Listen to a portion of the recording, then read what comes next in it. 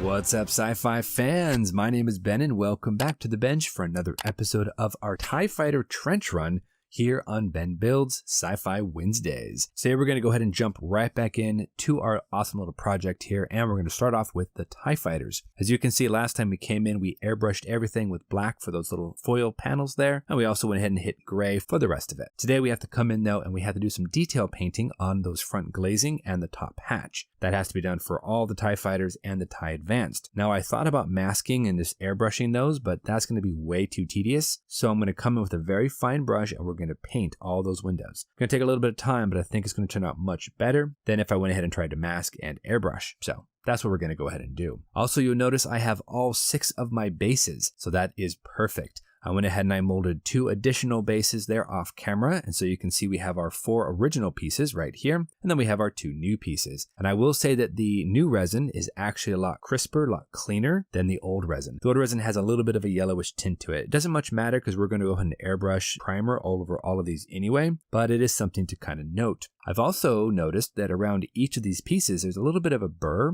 of some resin. So we have to come in and take that down so we can mate all these up perfectly flush. So that's going to be something I need to do on all of the pieces. But that's all good because I have a Dremel tool that works just perfectly for that. Just got to wear some respirator so I don't get all that weird resin dust in my lungs. Then we go ahead and finish them up and get them ready for priming and pre-shade. So I'm going to use some Mr. Surfacer primer on these as well before I start doing any sort of pre-shade. So that should be really fun. Then I'll go ahead and come in here with our fine brush in flat black and we'll paint up all those windows. So let's go ahead and jump in there, guys. Let's get all those bases nicely primed up, do some detail painting, get some pre-shade, some top coat. Let's go ahead and just see how far we can go and get this party started. Let's do it.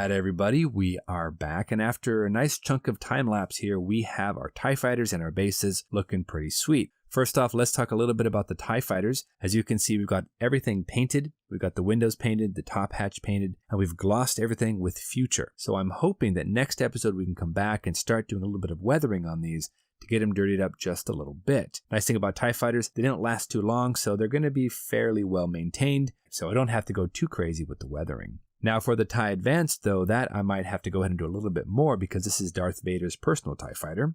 And I will admit I didn't get those lines as crisp as I would like there for the front glazing and for the hatch, but that was my first TIE fighter that I started to paint, so my hands weren't necessarily warmed up and ready to go. So it is what it is, but I think it looks okay. I don't think you'll really notice. And lastly guys, one of the biggest things we did is we got all of our bases primed, painted, pre-shaded, the works. So I'm really happy with how these has turned out. I also tried to do something very similar to Aztecing, and I cut out some templates with tape. I went ahead and I overcoated different areas here and there to give it a little bit of panel shading. I don't know if you can really tell, but it is there. It's just kind of hard to see on camera. I used a neutral gray for that, very, very light, and I painted that over the sky gray that I used for the base coat. So you can kind of notice there's a differentiation in color between the TIE fighters and the base, and that's what I wanted to go ahead and try to achieve. So I think with our bases ready to go, also gloss coated, we are looking pretty decent here, guys. We can come back next episode, jump back in, maybe try to figure out how we're going to get all of these together. Maybe glue the bases, maybe get some sort of a surround on there. Got a couple of ideas. I know one of my subscribers actually gave me a really good idea, so I'm going to be looking at that, see if I can do something with it. But otherwise, I think we're in good position, and we're going to call it quits for today. So until our next episode, guys, you know the drill. Go out there, get yourself some bench time, have some fun, build something cool. Stay tuned for more TIE Fighter action, and we'll see you back here on episode 6 of The Trench